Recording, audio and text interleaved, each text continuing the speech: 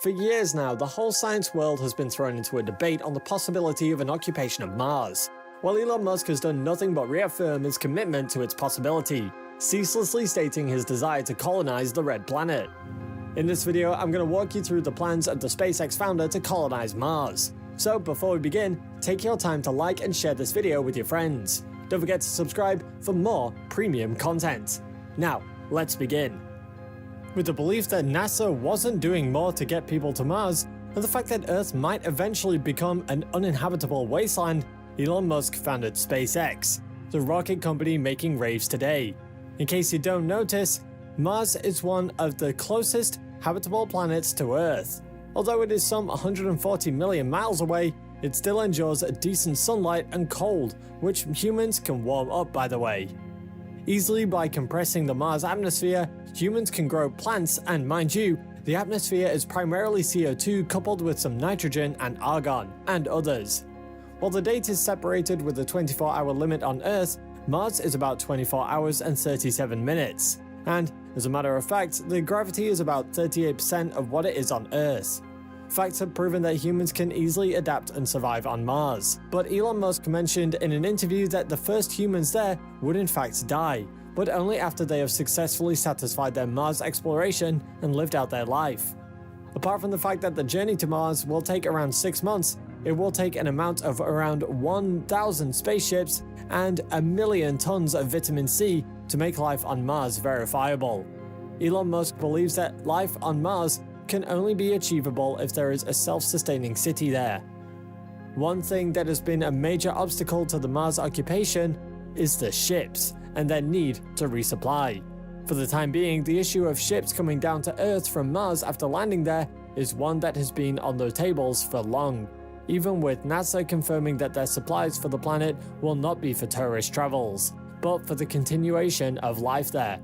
Overtly, the sustainability of life on Mars depends on how much is needed for colonization. Judging from the fact that the planet is slightly different from our Earth, those that find themselves on Mars might experience a little bit of difficulty, especially without enough supplies to last them for their intended time there.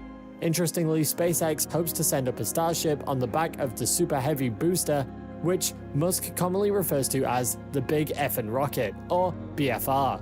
Carrying nearly 13 tons into space, SpaceX claims ownership to the most powerful rocket booster in the world, the Falcon Heavy. Hence the need for the BFR, which will be able to carry about a few hundred tons to space, before the eventual 1,000 tons. As a matter of fact, the BFR is planned to be 25 stories high, with about 42 powerful Raptor engines, which can lift an entire Boeing 747.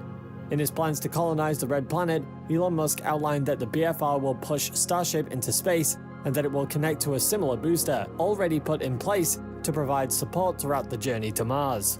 The Starship transportation system to Mars is to endure each launch of SpaceX's reusable Starship rockets, about 3 times per day on average, while carrying a 100-ton payload on each flight. With more of about 1,000 flights per year, carrying more than about 100 tons of cargo on each flight. A total of 100,000 tons of cargo will be in orbit, ready for delivery on Mars. 1,000 Starships could send around 100,000 people every 26 months from Earth to Mars, because at that time, the orbits are best aligned for interplanetary travel. As a matter of interest, Earth and Mars align, get close to each other, only once in a space of 2 years, which creates the window for quick passage.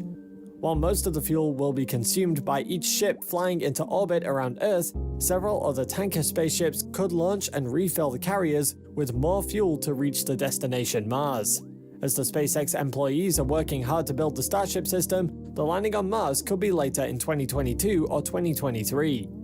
Clearly, Elon Musk stated that the human invasion of Mars will not happen anytime soon. However, he mentioned that compared to Earth, there will be lots of jobs, including direct democracy where inhabitants will make decisions for themselves with fewer and much more lesser complicated laws compared to Earth. As regards to food, it will be grown on solar-powered hydroponic farms located underground or in an enclosed structure.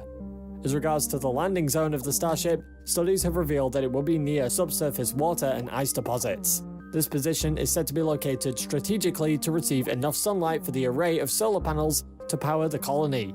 The refueling of the spaceships will only be done easily enough with the resources found on the planet.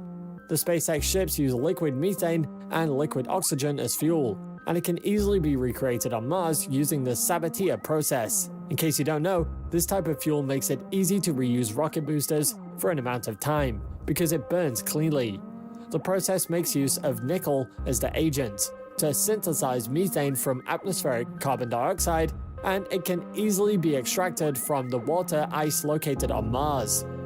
To generate a useful amount of fuel on Mars, it will roughly take 26 months, and by the calculation of SpaceX engineers, the necessary power to make the Sabatier work will need about 56,600 square meters of ground based on solar panels, which can be simply moved to Mars in a single Starship. At this point, I'm not sure if you're aware of Elon Musk's Boring Company on Earth, hoping to tackle the issue of transportation. We believe that the Boring Company will not be left out of this colonization, as it will first need to dig the Mars surface to access the subsurface water. Furthermore, to safely keep the human colonies from the harsh ionizing radiation, initial settlements might need to be organized in deep subsurface artificial encampments. How do you think connection with the colonists on Mars will be maintained? Let us know your answers in the comment section. With the Starlink satellite supposedly opening communication paths between both planets, it shouldn't come as a surprise to know that Elon Musk might also make use of autonomous vehicles, either cars or trucks, to carry out distant and difficult missions for the colonists. Although it has not been explicitly expressed, the vehicles might even be used to move products for refueling on the surface of Mars. For a fact, we do know that Musk really wants the first starships to be filled with machines and cargo necessary for proximate future missions. These equipment are such that are needed for humans to build enough sustainable facilities to generate power, tweak the Martian air, gather water, and transform the raw resources into oxygen and methane fuel for safe return launches to Earth. The first two uncrewed starships will confirm the water resources on the planet and locations that pique interests. They will also determine the possible effects of future hazards, what the hazards might be, and set up necessary infrastructure for further explorations, including perhaps a launching pad for subsequent crewed spaceships. Let us assume the first reconnaissance launches are successful. SpaceX could go ahead to send manned starships to Mars. The first starships, however, will serve as residences for astronauts for further evaluations, and it might even reduce the complexity of the mission by removing the need to immediately build habitats on the planet. Elon Musk also touted that a Mars base could be completed by 2028, and a lot of life support experts have expressed their doubts basically for the fact that they do not believe that the necessary technologies for life will be ready, not to even mention a permanent city for colonization. But we all know Elon Musk, and he has a flair for achieving the slightly unthinkable. And for the Red Planet, he aims to make a backup for humans after life on Earth becomes unbearable. To transform Mars into a similar world as Earth, Elon Musk once talked about nuking Mars. However, the images on SpaceX's website of a rusty red planet morphing into an Earth-like world suggest a hypothetical process of terraforming.